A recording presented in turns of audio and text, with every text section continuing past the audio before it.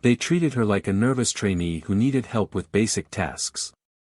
The senior crew smiled with patient condescension as she served coffee and checked seatbelts. But when the engines exploded at 37,000 feet and the pilots lost control, she revealed a call sign that made F-22 pilots freeze in shock. Before you watch full story, comment below from which country are you watching. Don't forget to subscribe for more amazing stories. Maya Chen walked through the crew briefing room at Dallas-Fort Worth International Airport with her brand new flight attendant uniform perfectly pressed and her identification badge still shiny from the lamination process. The other crew members barely glanced at her as she took her seat for the pre-flight briefing, their expressions showing the familiar mixture of polite indifference and slight impatience that experienced aviation professionals reserve for newcomers who would probably need extra guidance throughout the flight. She had joined the airline only 3 weeks ago, and everyone treated her exactly as they treated all new hires, someone who needed patient explanations about procedures they had performed thousands of times, someone who might need reminding about safety protocols and passenger service standards, someone who was still learning the difference between theoretical training and actual operational reality at 35,000 feet.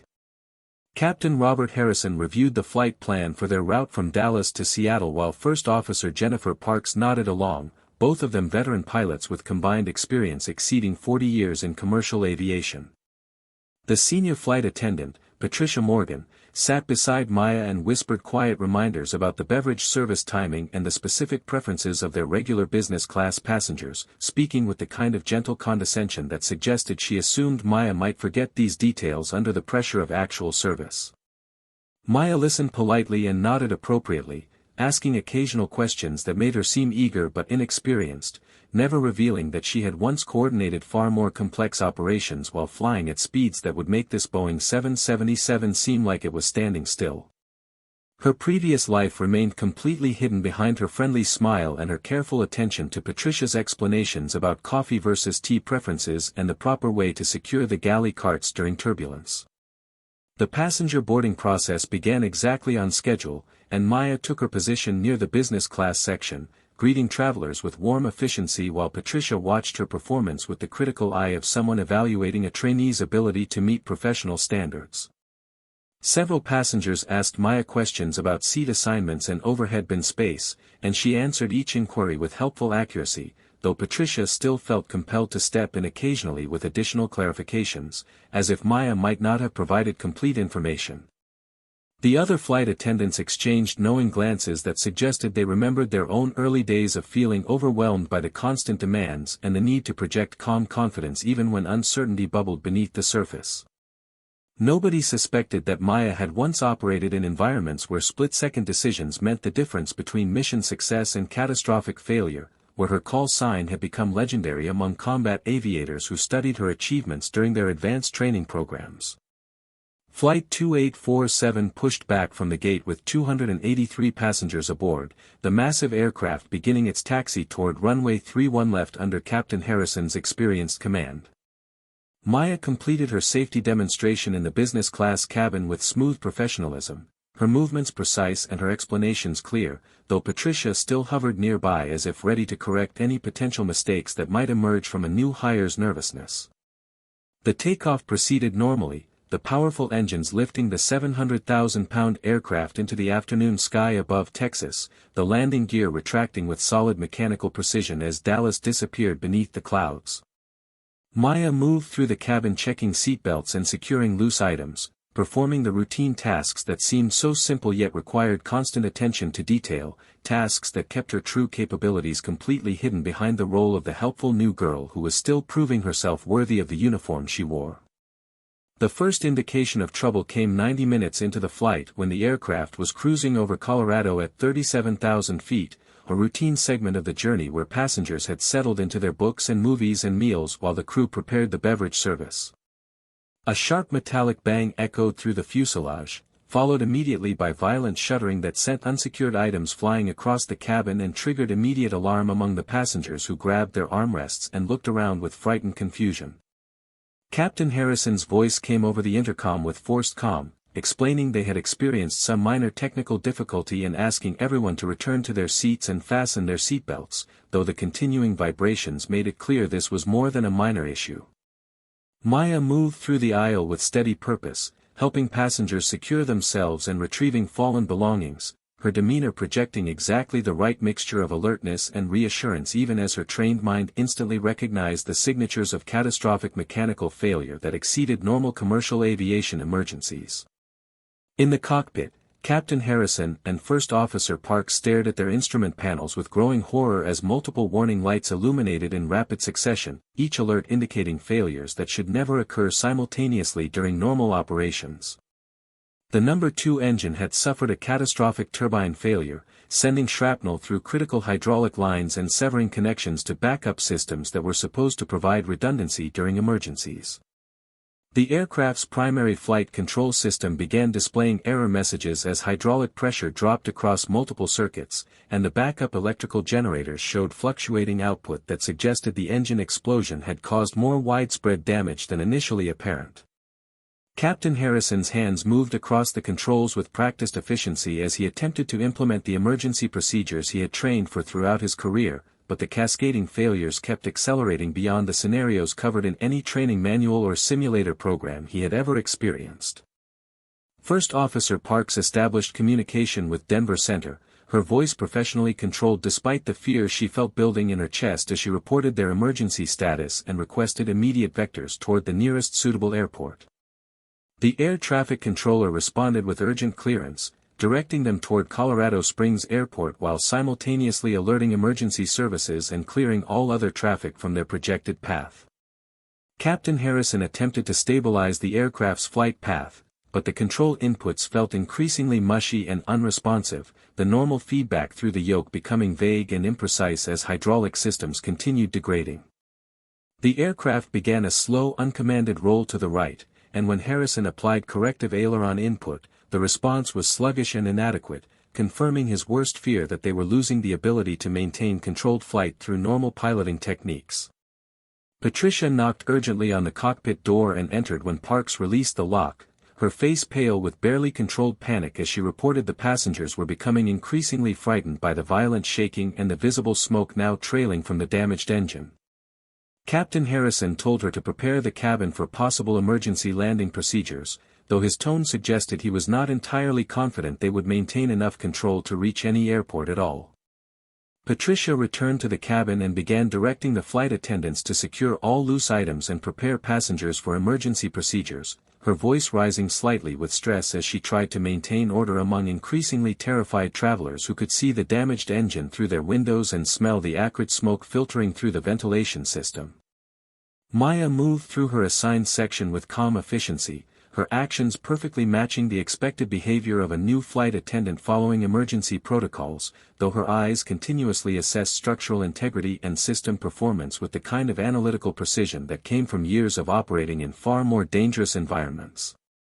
The aircraft's condition deteriorated rapidly over the next 10 minutes as additional systems failed in cascading sequence, each new malfunction compounding the previous problems and pushing the situation beyond anything Captain Harrison or First Officer Parks had encountered in their combined decades of flying. The No. 1 engine began showing abnormal vibration patterns that suggested it too had sustained damage from the initial explosion, and when Parks attempted to adjust the thrust settings, the engine responded erratically before settling into an unstable operating state that could fail completely at any moment.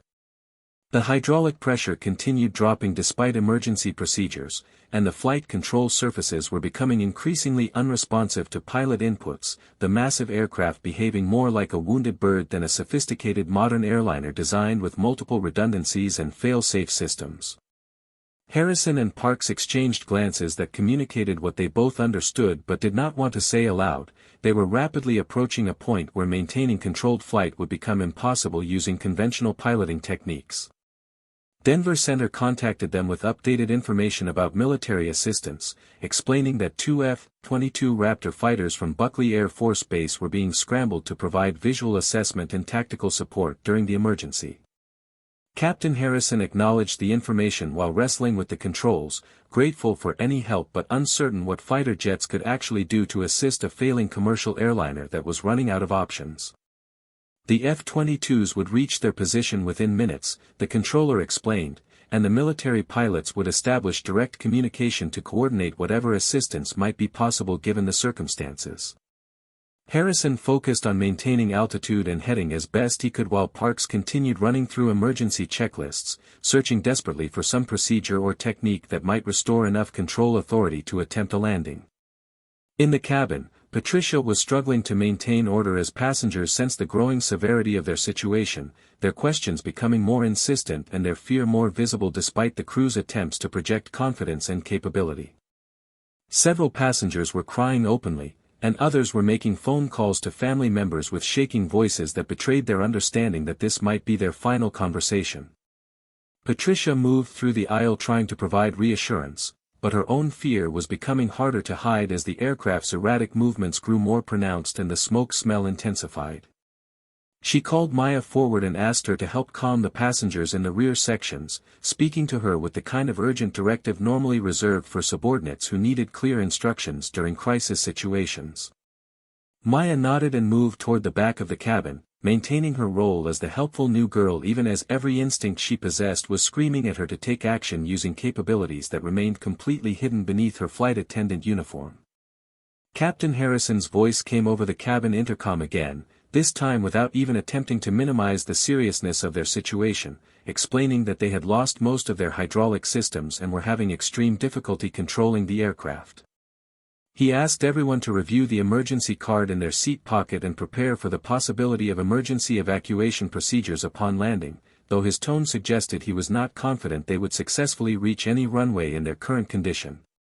The announcement triggered renewed panic among the passengers, and Patricia found herself overwhelmed trying to manage multiple frightened travelers simultaneously while also directing the other flight attendants who were equally stressed and uncertain.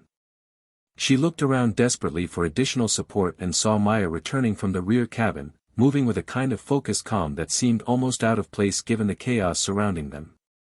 The F-22 Raptors appeared off their right wing, the sleek stealth fighters positioning themselves to conduct visual assessment of the damaged commercial airliner. The lead F-22 pilot, Major Kyle Stevens, radioed Captain Harrison with his call sign, Striker 1, and requested permission to conduct close formation flying to examine the visible damage.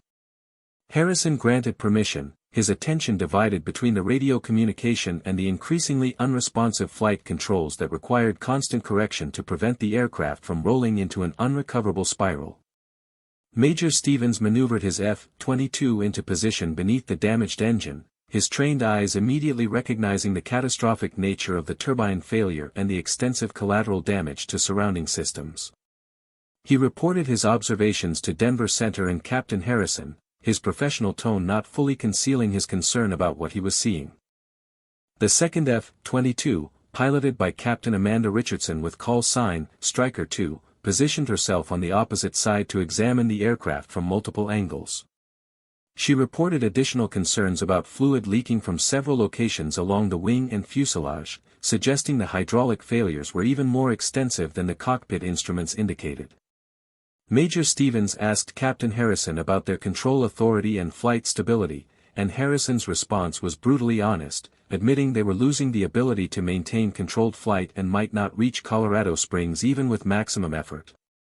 The two F-22 pilots discussed possible options over their tactical frequency, their conversation reflecting the grim reality that there were very few good choices available when a large commercial aircraft lost its primary control systems at high altitude with nearly 300 souls aboard.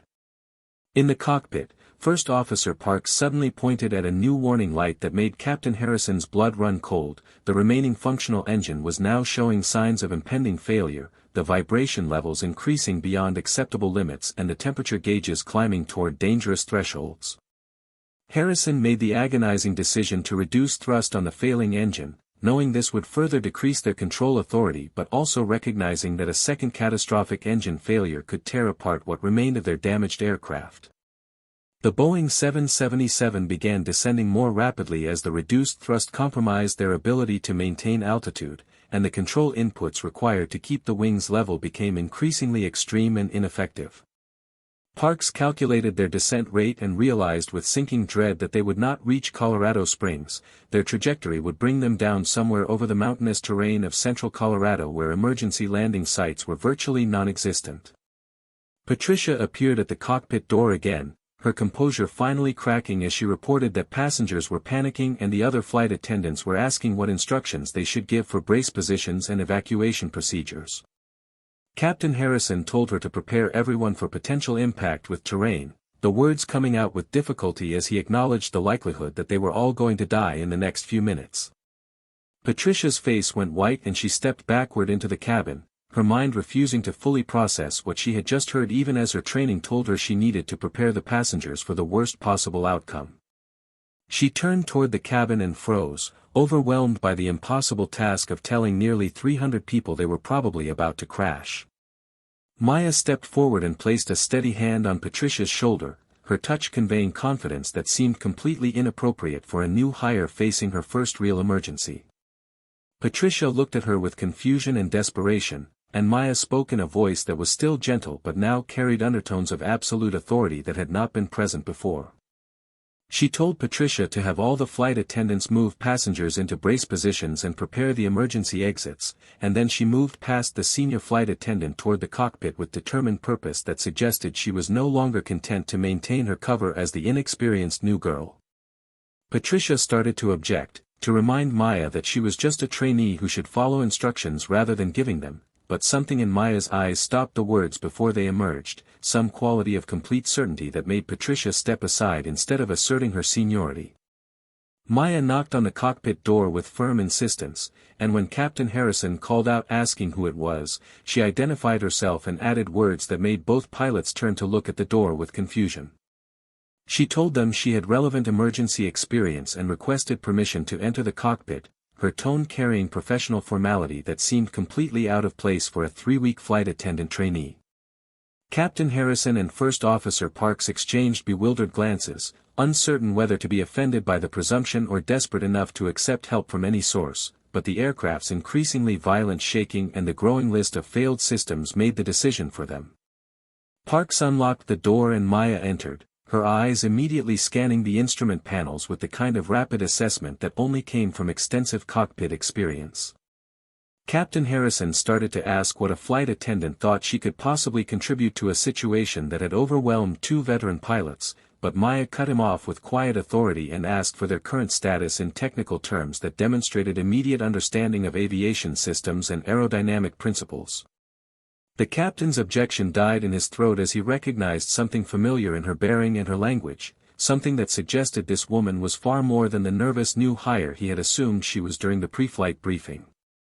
He quickly summarized their situation while Maya moved closer to examine the flight control panel and the hydraulic system displays, her questions becoming increasingly technical and specific as she processed information faster than Parks thought possible for someone who supposedly had no piloting experience.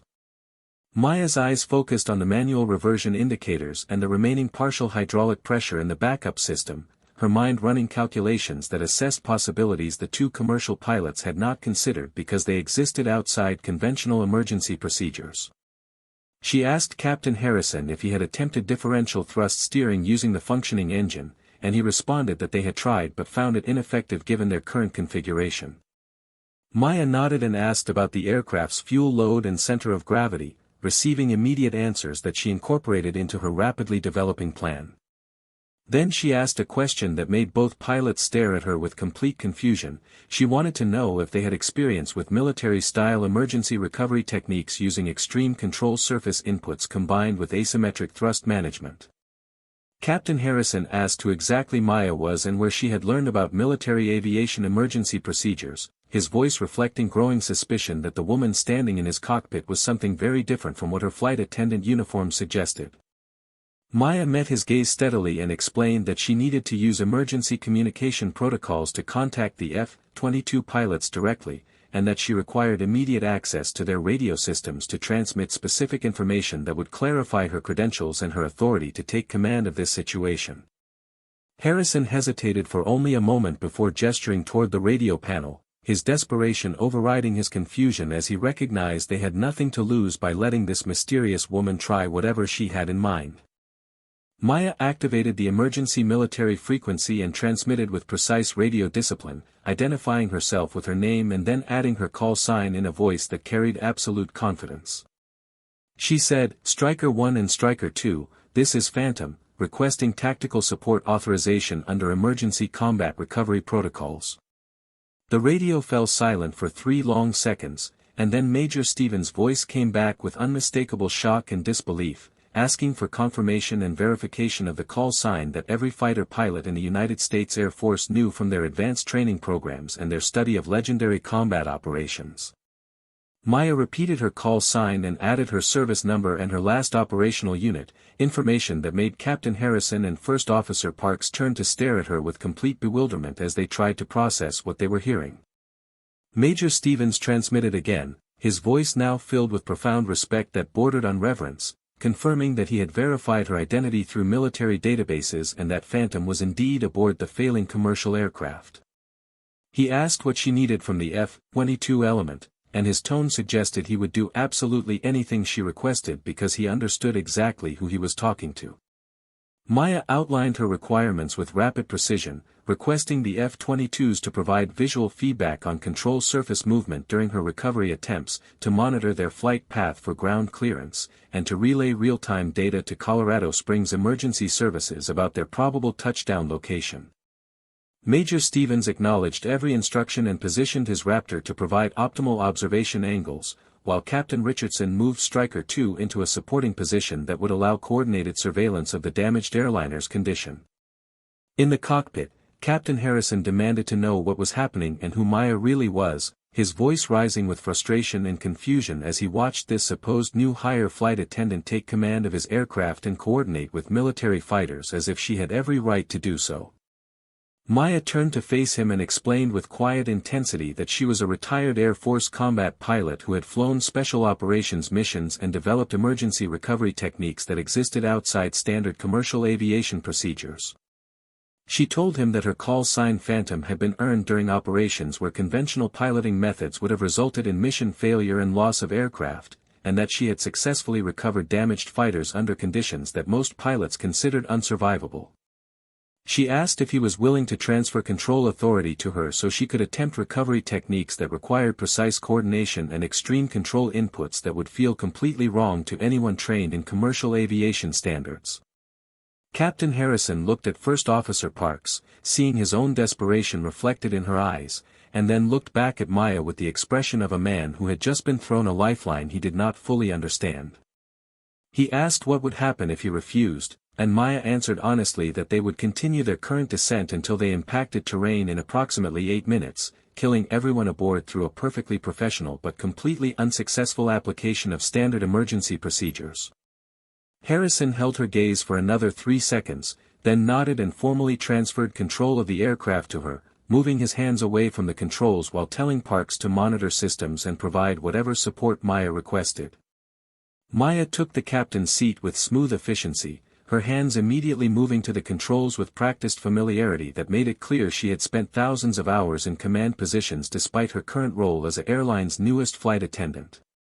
The first thing Maya did was reduce their descent rate using a combination of partial hydraulic control and asymmetric thrust manipulation that created artificial stability through methods that existed completely outside commercial pilot training programs.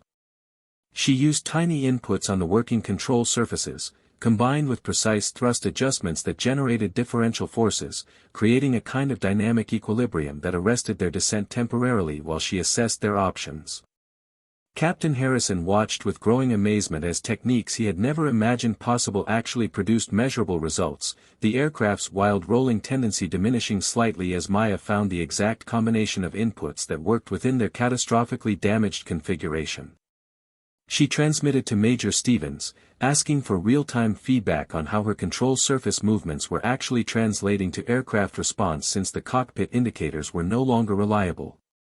Major Stevens provided continuous commentary from his observation position, describing exactly what he saw happening with the wings and tail surfaces as Maya experimented with different input combinations. His professional pilot's eye could identify movements that were invisible to the damaged aircraft's own sensors, and his real-time information allowed Maya to refine her technique with precision that would have been impossible without external visual reference. She asked Captain Richardson in Striker 2 to identify potential landing sites within their reduced range, requesting information about any flat areas that might support emergency touchdown even if they lacked proper runway facilities.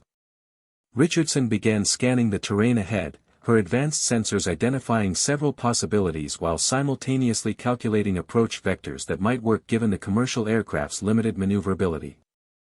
Maya began executing a controlled turn toward the most promising landing site Richardson had identified, a relatively flat valley about 40 miles ahead that offered several thousand feet of open terrain suitable for emergency landing. The turn required coordination between thrust, rudder, and aileron that seemed to violate everything Captain Harrison understood about aircraft control, but somehow Maya made the inputs work together to produce the desired heading change without losing too much altitude or triggering the uncontrollable roll they had been fighting. She explained to Harrison and Parks what she was doing as she worked, describing how combat damage recovery required thinking about aircraft control as a dynamic balance of forces rather than a simple relationship between control inputs and desired responses. She told them about missions where she had brought damaged aircraft home using similar techniques, flying fighters that had lost hydraulics or suffered battle damage that eliminated normal control authority. Patricia's voice came over the intercom asking what was happening and whether they should prepare for imminent impact, her tone desperate and terrified as the passengers' panic reached critical levels. Maya keyed the cabin microphone and spoke with calm authority that projected confidence throughout the aircraft, explaining that they were executing advanced emergency recovery procedures and that everyone should remain in brace position while trusting the flight crew to bring them down safely. Her voice carried such absolute certainty that even the most frightened passengers felt their panic recede slightly, replaced by fragile hope that perhaps they might actually survive this nightmare. Patricia listened from the cabin and felt her own terror diminish as she recognized something in Maya's tone that transcended normal flight attendant training, some quality of command presence that came from leading people through genuinely dangerous situations and bringing them home alive. The aircraft continued descending toward the valley Richardson had identified, and Maya began configuring their approach using every remaining functional system while working around the catastrophic failures that had defeated conventional recovery attempts. She extended partial flaps using emergency backup systems that most commercial pilots did not even know existed, creating just enough additional lift to reduce their sink rate without triggering additional stress on the damaged structure. She asked Major Stevens to describe their actual flight path relative to the terrain, knowing the cockpit instruments were providing unreliable altitude information that could lead them into controlled flight into terrain if she trusted them blindly. Stevens became her eyes and her altitude reference, providing continuous updates about clearance above ridges and elevation above the valley floor as Maya guided the massive airliner toward emergency touchdown.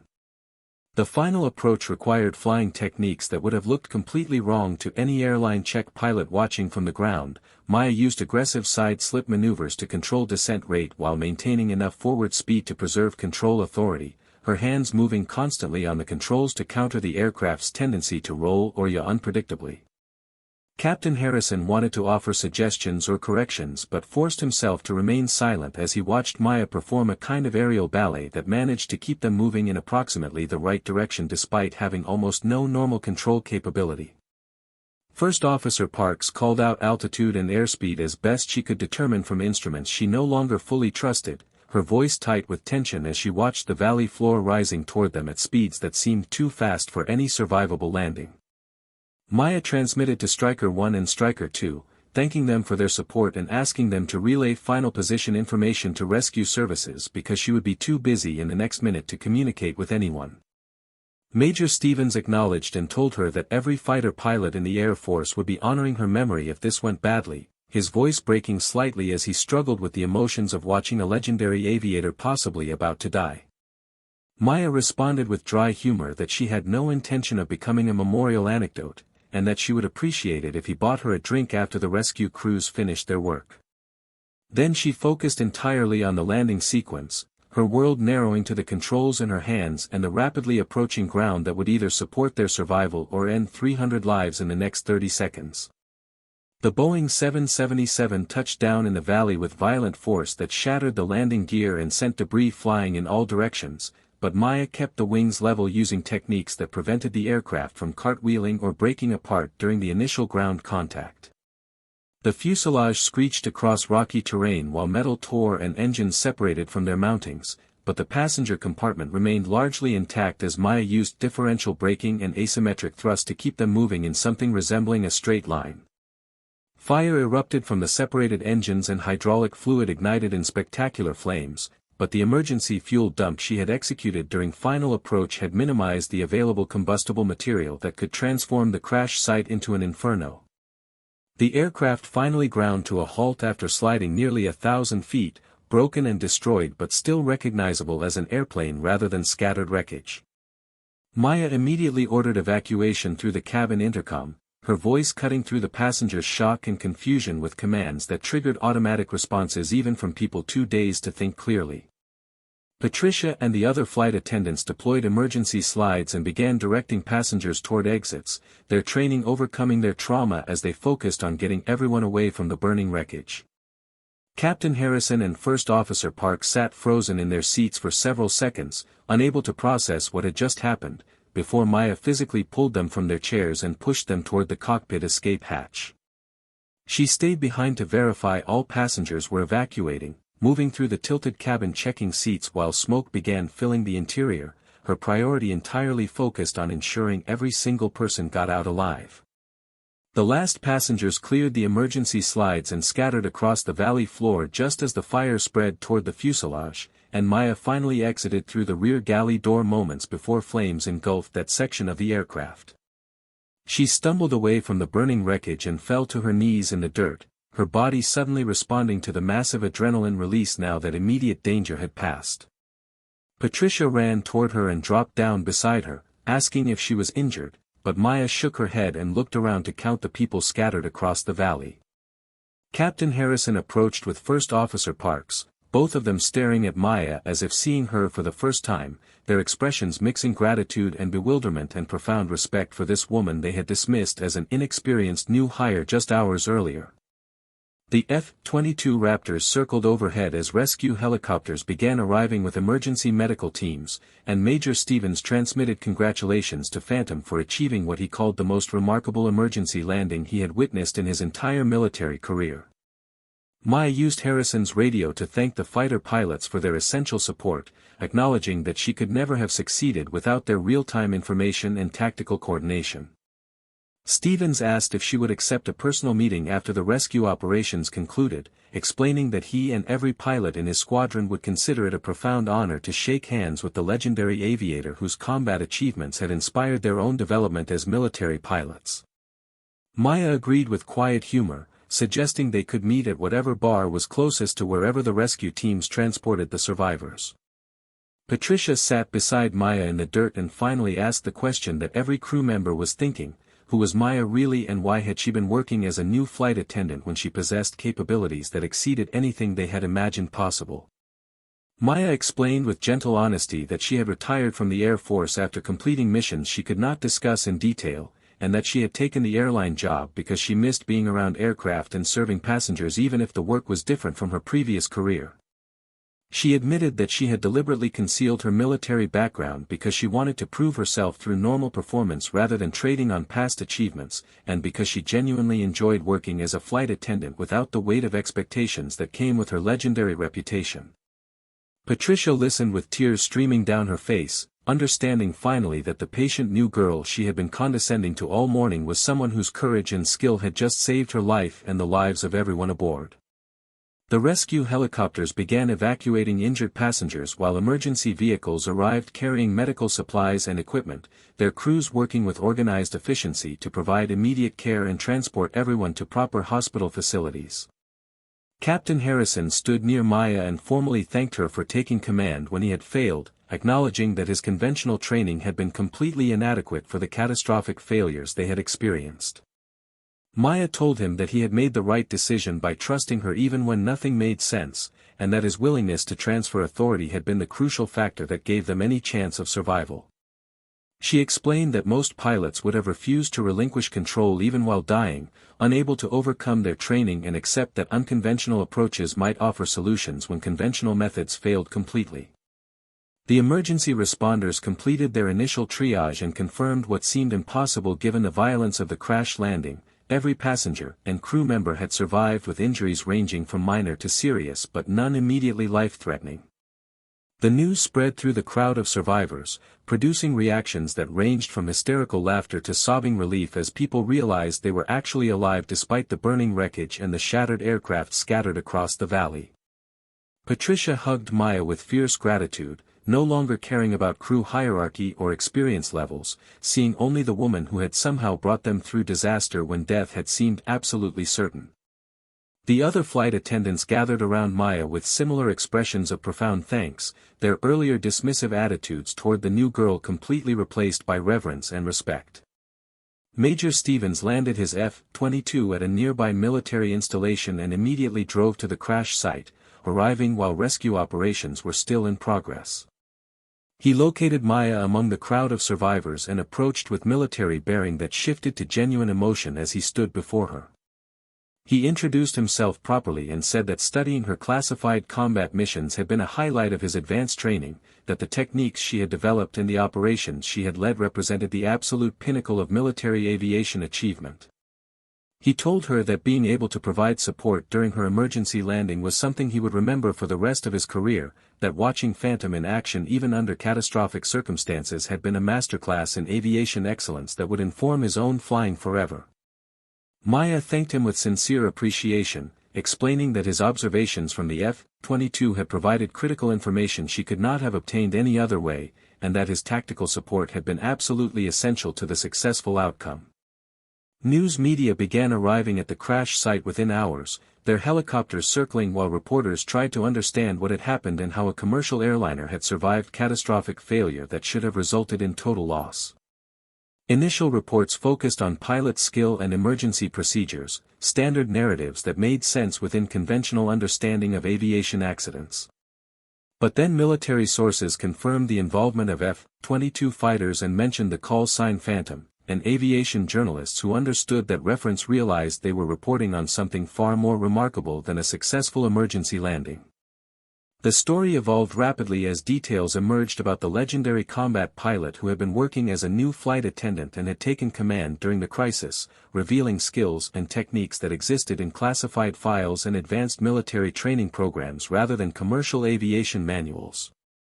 Captain Harrison gave multiple interviews describing how Maya had saved everyone aboard by implementing recovery methods he had never imagined possible, acknowledging freely that he had been seconds from giving up when she had stepped forward with solutions that proved effective despite violating everything he understood about aircraft control.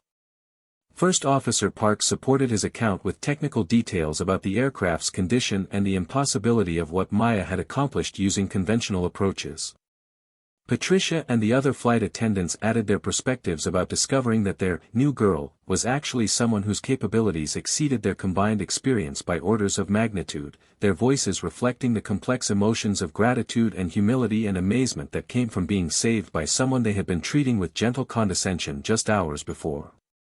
The airline's executives arrived at the hospital where survivors were being treated and evaluated, their initial focus on liability and public relations shifting rapidly as they understood the remarkable nature of what had occurred.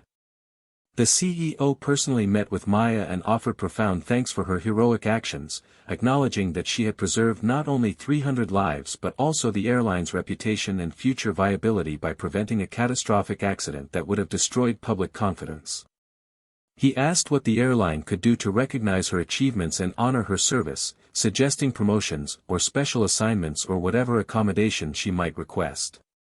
Maya listened politely and explained that she had enjoyed working as a flight attendant and hoped to continue in that role once she recovered from the day's excitement, that she had no desire for special treatment or positions that would separate her from the normal crew community she had appreciated even during her brief tenure.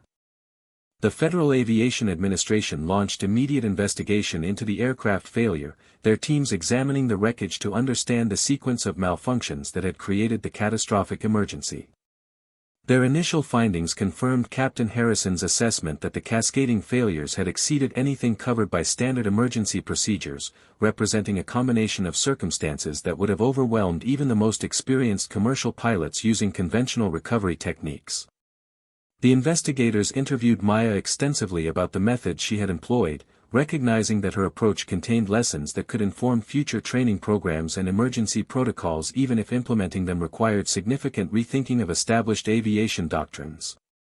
She provided detailed explanations while carefully navigating the classified aspects of her military experience, offering enough information to support safety improvements without compromising operational security. Major Stevens arranged a meeting between Maya and his entire squadron at Buckley Air Force Base, inviting her to address the fighter pilots who had studied her achievements and trained according to principles she had helped develop through her legendary combat operations. She stood before 24 F-22 pilots who represented the Air Force's elite aviators, and she spoke honestly about the challenges of maintaining skills and purpose after leaving military service. She told them about choosing to work as a flight attendant not because she lacked other options but because staying around aircraft and serving passengers provided meaning even without the intensity and importance of combat missions. She explained that the emergency landing had reminded her why she had dedicated her life to aviation, that using her capabilities to save lives validated all the training and sacrifice and risk she had accepted during her military career. The squadron presented Maya with a custom flight jacket displaying her Phantom call sign and the date of the emergency landing, their gesture recognizing her as an honored member of the fighter pilot community regardless of her current civilian status. Major Stevens privately thanked her again for demonstrating techniques that had only existed theoretically in their training materials, explaining that witnessing her practical application of those methods under actual emergency conditions had provided insights that would improve their own capabilities. He asked if she would consider consulting with Air Force training programs, sharing her knowledge and experience with the next generation of combat aviators who would face their own impossible situations and need unconventional solutions to survive. Maya agreed to explore that possibility while maintaining her airline employment, recognizing that both roles offered opportunities to contribute meaningfully to aviation safety and excellence. Patricia visited Maya in the hospital where she was being held for observation despite having sustained only minor injuries during the evacuation. The senior flight attendant sat beside Maya's bed and apologized with genuine emotion for treating her with condescension, for assuming incompetence based solely on new hire status, for failing to recognize the extraordinary person working beside her during their brief time together. Maya accepted the apology with gracious understanding, explaining that she had deliberately created that perception and could not fault anyone for accepting the persona she had presented. She told Patricia that the gentle guidance and patient instructions had actually been appreciated, that being treated as a normal new employee had provided welcome contrast to her previous life where expectations and reputation created constant pressure to maintain legendary standards. The passengers organized a gathering to personally thank Maya and the crew for bringing them home safely, their event drawing hundreds of family members who wanted to express gratitude for the survival of their loved ones. Maya attended reluctantly, uncomfortable with being celebrated but understanding that people needed some way to process their trauma and express their feelings. She stood before the crowd and acknowledged their thanks while redirecting attention to Captain Harrison and First Officer Parks and all the flight attendants who had maintained order and executed evacuation procedures perfectly despite their own terror. She emphasized that survival had required contributions from everyone aboard, that her role had been only one part of a larger collective effort that succeeded because people trusted each other and worked together when circumstances exceeded anyone's individual capabilities.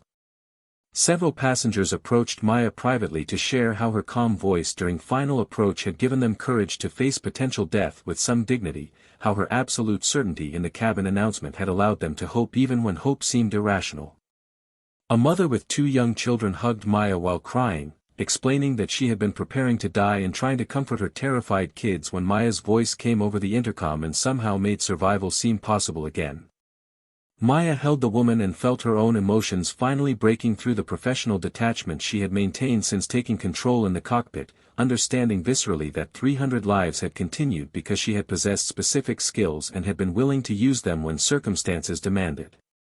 The airline eventually convinced Maya to accept a position as a training consultant focusing on emergency procedures and crew resource management, a role that would allow her to share insights while still working occasional flights as a regular crew member. She developed training modules that incorporated lessons from military aviation emergency recovery, teaching commercial pilots to think beyond standard checklists when facing catastrophic failures that exceeded conventional responses.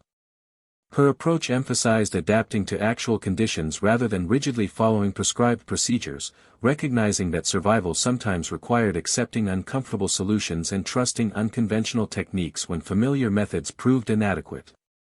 Captain Harrison took early retirement after the incident, acknowledging honestly that experiencing such complete failure followed by witnessing Maya's success had changed his perspective on his own capabilities and limitations. He told Maya privately that watching her work had been simultaneously inspiring and humbling, that understanding how much he did not know despite decades of experience had made him question whether he could continue flying with the same confidence he had possessed before. Maya talked with him for hours about how every pilot faced situations beyond their training eventually, how recognizing limits and asking for help represented wisdom rather than weakness, how the real measure of a pilot was choosing passenger survival over personal ego. Harrison listened and eventually decided to become an instructor himself, teaching new pilots about crew resource management and the importance of accepting unconventional solutions when conventional approaches failed. First Officer Parks remained with the airline and requested Maya as her regular training partner whenever their schedules allowed coordination, wanting to learn directly from someone whose capabilities had proven so dramatically superior under actual emergency conditions. The two women developed strong professional friendship based on mutual respect and shared understanding of aviation's demands and rewards. Parks told Maya that she hoped someday to possess even a fraction of the skills and confidence that Phantom had demonstrated when taking control of the failing aircraft, and Maya responded that Parks had already shown the most important quality by being willing to learn and adapt rather than defending her existing knowledge as complete. Patricia transferred to the training department where she worked with Maya developing improved emergency procedures and crew coordination protocols, her own experience during the crisis providing valuable perspective on how flight attendants could better support pilots during catastrophic failures. She often told new hires about working with Maya and learning only during the emergency that her new girl was actually a legendary military aviator, using the story to emphasize that assumptions about people based on surface appearances could blind you to extraordinary capabilities hiding beneath ordinary roles. She taught her students to respect everyone regardless of experience level or position, because you never knew when the quiet person beside you might possess exactly the skills needed to save your life. The F-22 community adopted several of Maya's emergency recovery techniques into their own training programs after Air Force safety investigators confirmed that her methods had practical applications for fighter operations. Major Stevens led the effort to document and formalize approaches that had previously existed only as theoretical possibilities or classified operational reports. He maintained regular contact with Maya and eventually convinced her to participate in several advanced training sessions where she demonstrated techniques to fighter pilots who would carry her lessons forward into their own combat operations. The respect and gratitude evident in those sessions reminded Maya why she had pursued military aviation originally, because the work truly mattered and the skills genuinely saved lives even when most people never knew about the missions or the aviators who flew them.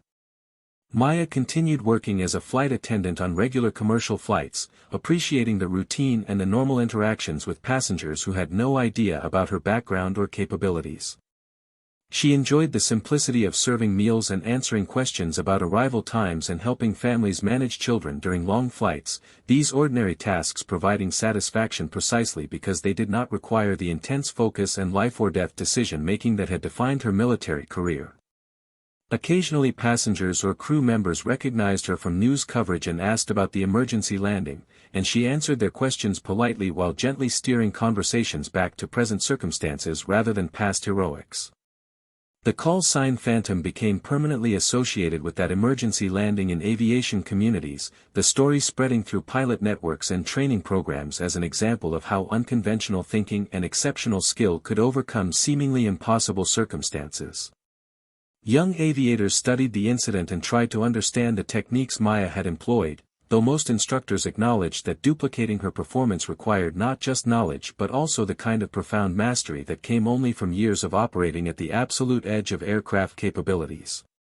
Maya herself emphasized in interviews and training sessions that survival had depended not on individual heroics but on teamwork between herself and the F-22 pilots and Captain Harrison's willingness to transfer control and Patricia's effective cabin management and dozens of other factors that created the possibility of success.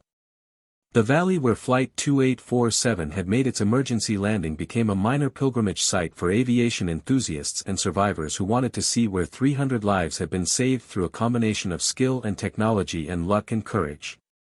Local authorities installed a memorial marker acknowledging the event and honoring the crew and the military support that had enabled survival against improbable odds.